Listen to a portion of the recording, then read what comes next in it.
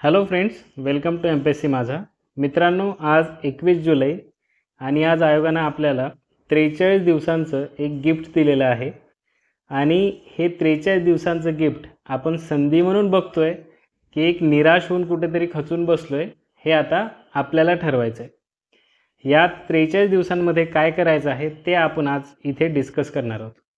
यामध्ये 9 दिवस प्लस 1 या हिशोबाने आपल्या 4 रिव्हिजन्स ज्या आहेत त्या आपण पूर्ण करू शकतो.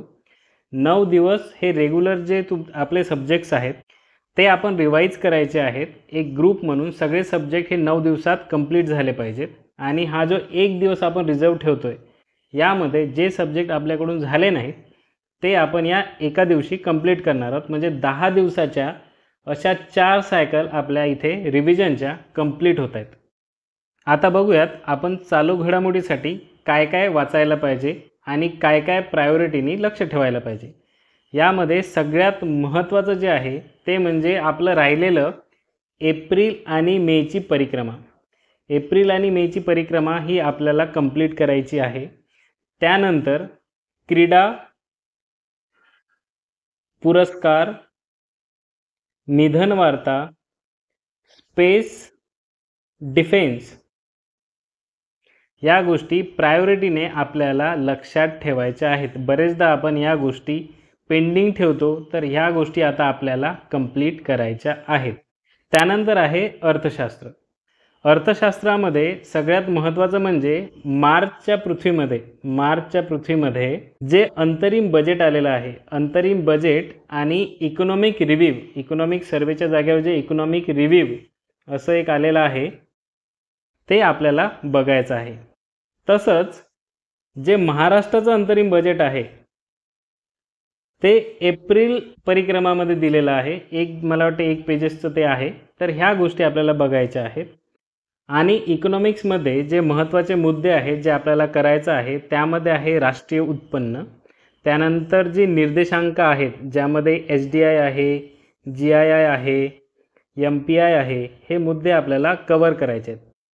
आणि त्यासोबतच SDG आणि MDG जे आहे ते आपल्याला विशेष करून लक्ष द्यायचं आहे. त्यानंतर पॉप्युलेशन जे आहे ते एकदा बघून घ्यायचं आहे. त्यानंतर इकॉनॉमिक्स रिफॉर्म्स जे आहे ते बघायचे आहेत. पंचवार्षिक योजनामध्ये 10वी, 11वी आणि 12वी यावर विशेष लक्ष द्यायचं आहे. त्यानंतर आहे भूगोल. भूगोलामध्ये सगळ्यात महत्त्वाची गोष्ट आणि ती म्हणजे 11वीची जी NCERT आहे ती आपल्याला बाय हार्ट करायची आहे. आणि हे इथं महत्त्वाचं आहे कारण मागच्या वेळेस जे प्रश्न आले होते तर ते या 11च्या NCERT वरून आपण टॅकल करू शकत होतो. हे महत्त्वाचं आहे. तर 11th NCERT आणि जे मॅप आहे तर मॅप रीडिंग आपल्याला करायचं आहे. याच्यामध्ये इंडिया आणि महाराष्ट्र हे दोन्हीचे जे आहे ते फिजिकल ज्या गोष्टी आहेत त्या आपल्याला बघायच्या आहेत. तर ह्या दोन गोष्टी 11th NCERT आणि मॅप रीडिंग जे आहे ते जिओग्राफीच्या बाबतीत आपण करणार आहोत.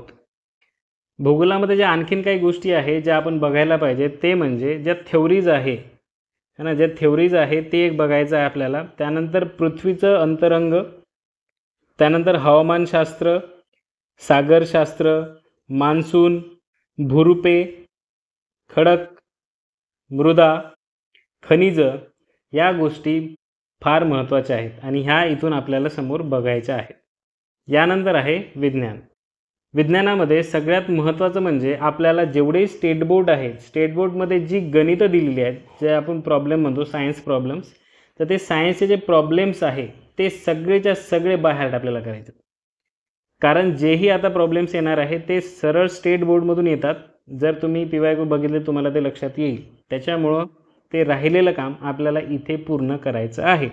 त्यानंतर आहे पॉलिटी. तर पॉलिटीमध्ये सगळ्यात महत्त्वाचं म्हणजे पॉलिटीमध्ये विशेष करून जे तुमचं रिव्हिजन आहे ते झाल्यानंतर जे मेन्सचं पार्ट 2 आहे, मेन्सचं पार्ट 2मध्ये काही संस्था आपल्याला दिलेल्या आहेत. ते घटनात्मक काही आहेत आणि काही वैधानिक आहेत.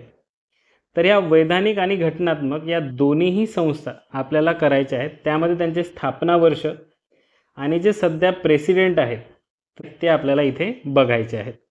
त्यानंतर पॉलिटीमध्ये जे कायदे आहेत 1909चा कायदा, 1919चा कायदा, 1935चा कायदा, घटना निर्मिती, घटनेची वैशिष्ट्य आणि महत्त्वाची गोष्ट म्हणजे कलमे. कलमावर प्रश्न विचारण्याचा कल आयोगाचा वाढत चाललेला आहे, त्यामुळं कलम ही तुम्हाला पाठ असणं गरजेचं आहे.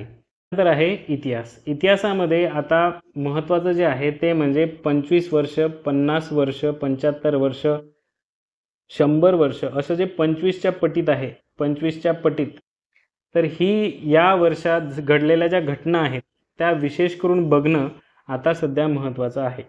जर आणि हे सगळे जे मुद्दे आपण डिस्कस केले आज, तर हे मुद्दे सगळे आहे आपली रिव्हिजनला धरून, म्हणजे रिव्हिजन सोबत आपल्याला हे करायचे आहेत. आपली रिव्हिजन सोडून आपल्याला कोणतेही मुद्दे एक्स्ट्राचे करायचे नाहीत.